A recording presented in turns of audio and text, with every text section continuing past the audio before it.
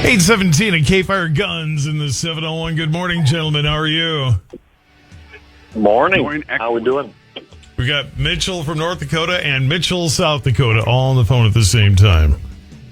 If lightning strikes, well, now you know why. It just did, right? Lightning striking on January 26th. How often does that happen? But anyway, goes to the 701 here on K-Fire. U.S. Appeals Court revives Mexico's $10 billion. What? $10 billion lawsuit against gun makers. Doesn't Mexico use a lot of guns? What the heck's going on there?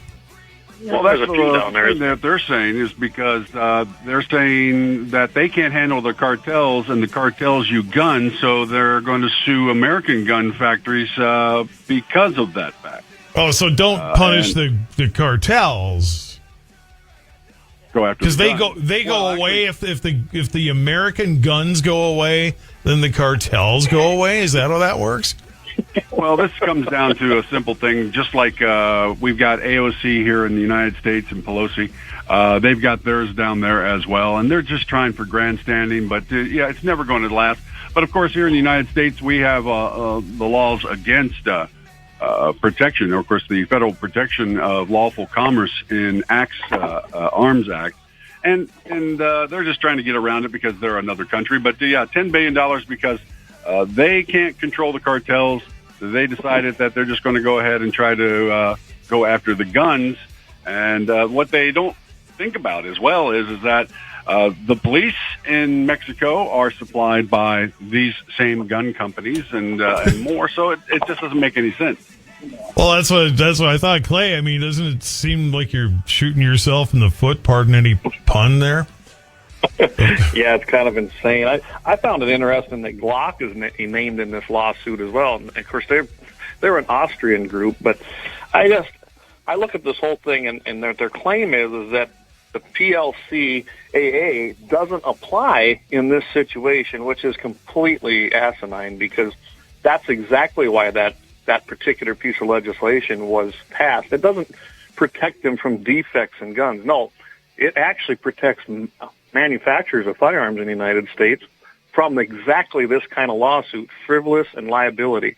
And it does protect them from that because that was after the tobacco rulings, and they seen what they did to big tobacco. So boom, we're gonna take care of that because the same lawyers were going after the gun manufacturers. But 10 billion, is it? I believe $10 billion, 10 million. Yeah, I don't look slowly and read that this morning. I thought maybe my eyes are playing tricks on me, but no, it does say billion on there. It's just another ploy to go around the act and bankrupt the firearms manufacturers. And yes, wouldn't that would be insane? Where are they going to source most of their firearms? And let's not forget the U.S. government under Eric Holder and Barack Hussein Obama. They conducted Fast and Furious, which sold guns illegally, knowingly, to the Mexican cartels, trying to track them, which failed miserably. Ended up actually killing some of our border security agents. So. Yeah, this is just insane. It was already thrown out once, but they had to go ahead and revive it. I think this case goes back to 2021, and here we are now with a weaponized Department of Justice bringing it back under the Biden regime to try and bankrupt gun companies. That's just another ploy. Did they happen to file that suit in Austria as well, since you're putting Glock on the list, and since that's, like you say, an Austrian company? I did not see it in there. I actually went looking for that. But Glock does have Glock USA, so I suppose they're going after that entity, even though the guns are. And then the workaround is you get them from Austria, then, and you're not okay. There we go. That's the. Yep. Glock is actually helping him with this suit. We could start that rumor. Guns of the 701 at 822. Louisiana judge finds silencers are not protected by the Second Amendment. Okay, you can shoot somebody, you just can't keep it quiet. Okay. Yeah, and silencers have this reputation that they're going to be really quiet and you won't hear nothing, which is not true. I look at them as a hearing protection device. But yeah, this judge who, let's face it, this guy was appointed not by exactly a conservative president to begin with. And this happened in September of 2023. He got arrested, Mr. Brennan Cornox, I believe is how you pronounce his name, for an unregistered silencer. Don't you know you're Cajun? I do not. So Como, there we go. Kind of French, kind of, but anyway, it doesn't matter. I'm just a redneck Brennan. up Just here, call him North Brennan. Dakota. We're done with it. There you go, Brett. Mitchell is so Anyway. learned.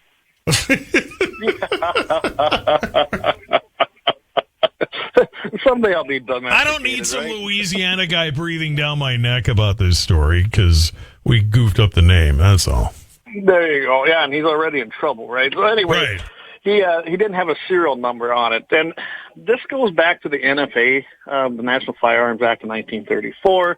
He was indicted because the government says he was in possession and receiving and possessing firearms unidentified by serial numbers in violation of United States Code 26. They specifically did cite in this that basically he built his own suppressors. Guys, this is not tough to do either. I can tell you, it's pretty simple to do. It's not a complicated process.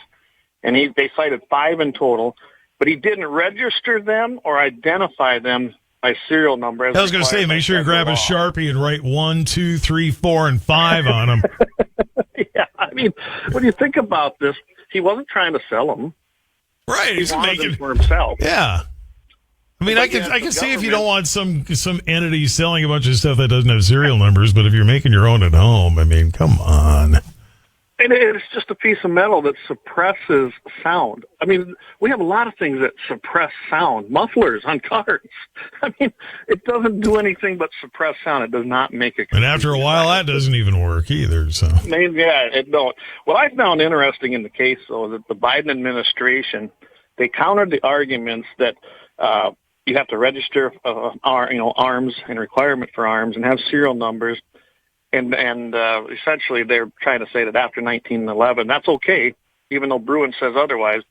Then they turn around and they actually comment with this argument that silencers and accessories, not arms, protected by the Second Amendment. Okay, so now they're saying they're not a firearm protected by the Second Amendment, but if you read the NFA, they are classified as arms or unusually dangerous weapons, as the government will tell you.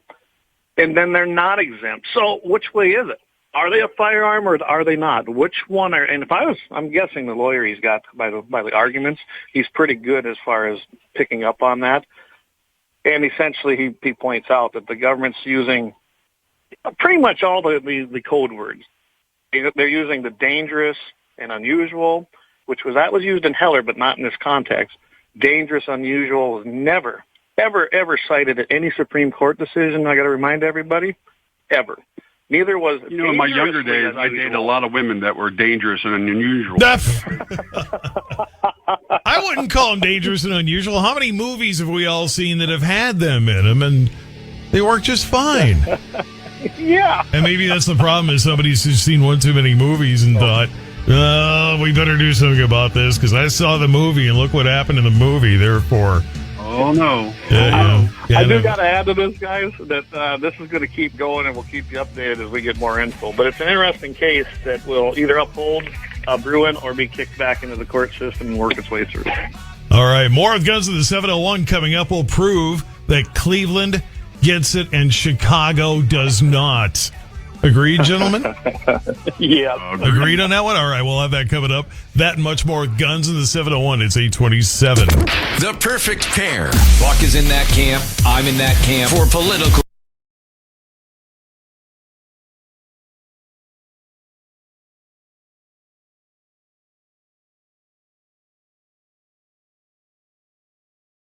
Discover the world of firearms at Bismarck's Double H Gun Shop.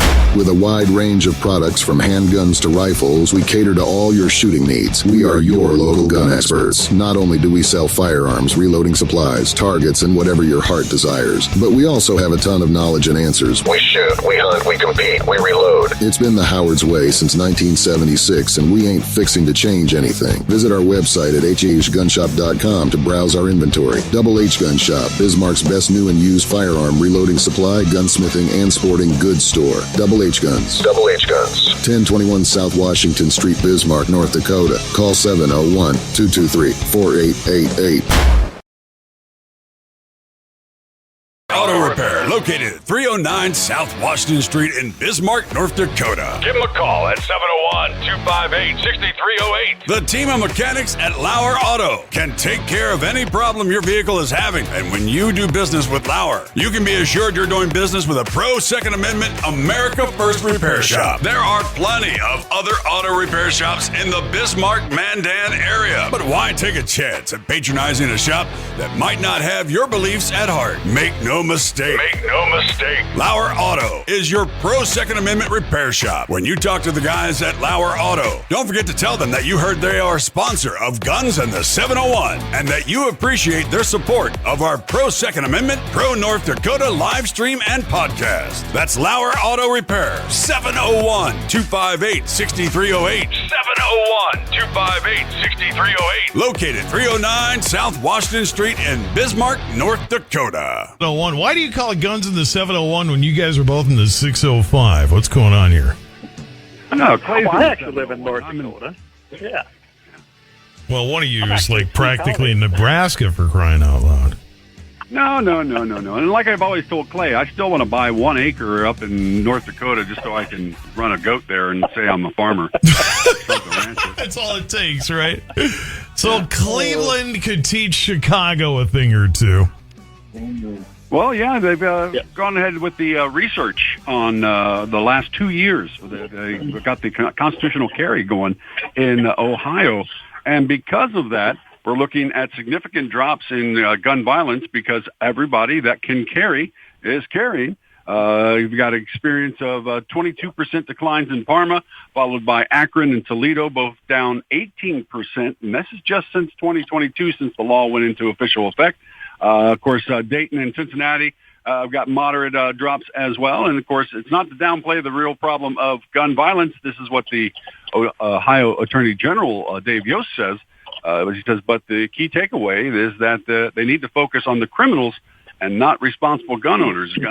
Responsible gun owners are the ones that are making the crime rates drop because now that criminals who are notoriously cowardly now know that people are carrying and aren't going to stand by and be victims.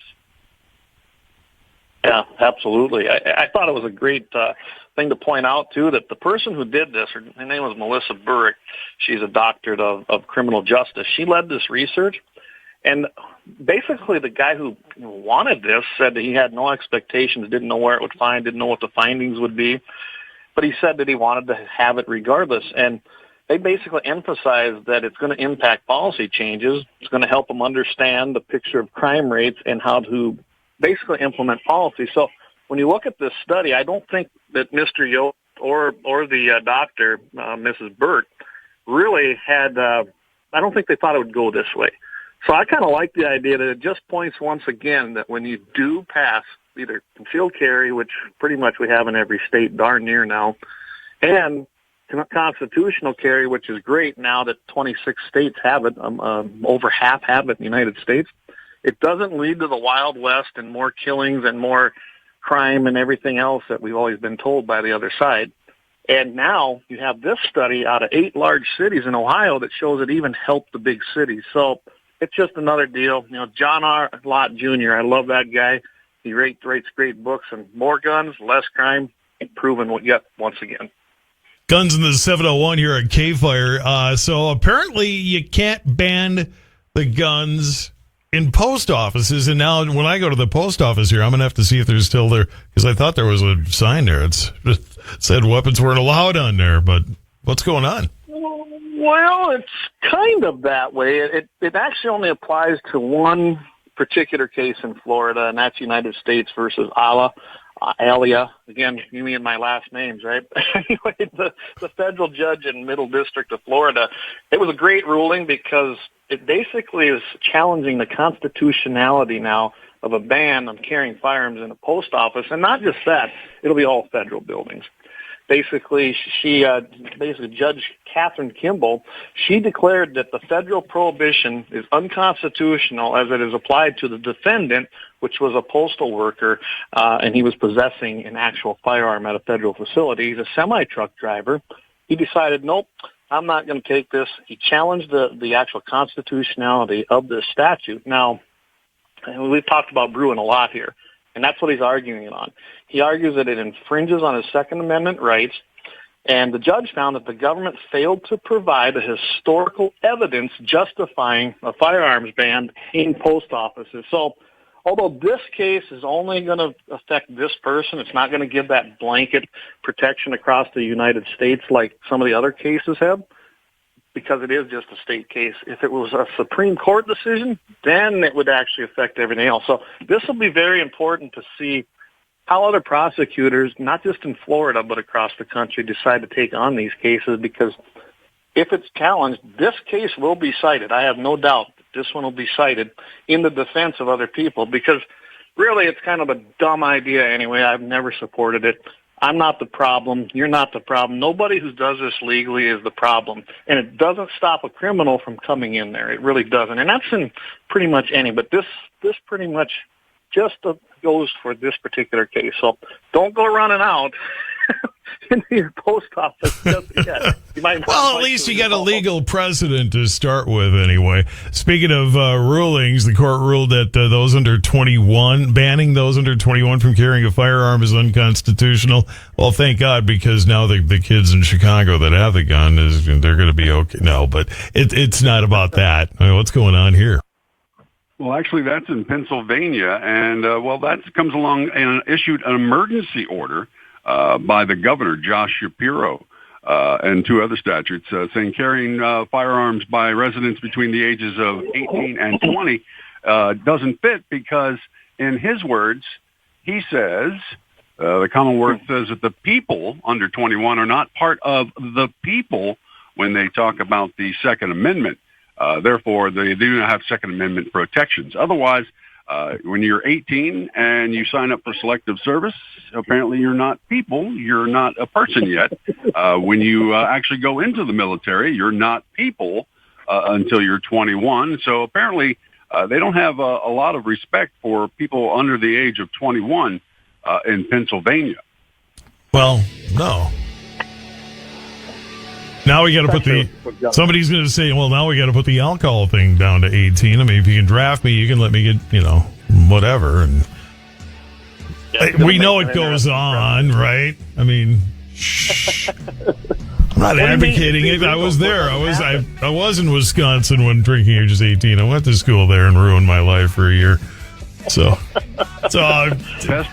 best year you've ever ruined, though. Yeah, it was. As opposed to ruining the 21 of my first marriage. But don't start me on that. The therapy was working. It was working. Guns of the 701, the new stuff on Wednesdays. Every That's Wednesday right, on night, Wednesdays. 6 o'clock Mountain. Oh, go ahead, Mike. Oh, and also don't forget about Jamie and 701 Nation. We had a great show last night with Scott Buckmeyer, and, of course, talking about calibers and which ones are the best, and had a really good show with that one as well. They're branching out. Pretty soon it'll be the 701 Network. All you need is one more show, and you can do the 701 Network. You can call it a network, but you have to have 3 shows or more. So Mitchell called it first, so now we got to give him residuals off of that. Yeah, exactly. And now we're going to have Mitchell in the evening, sponsored by Gun. There you have it. There you have it. Stay tuned, folks. It'll be coming soon to a network near you. Guns of the 701. Thanks, guys. Have a great weekend. Thank you, and don't forget it's on iHeart, best podcast around. Got that right. Boy, how did I almost forget that? Shooting my mouth off here. No wonder I almost forgot. All right, have a good weekend. Take care. Guns of the 701 on K-Fire 855.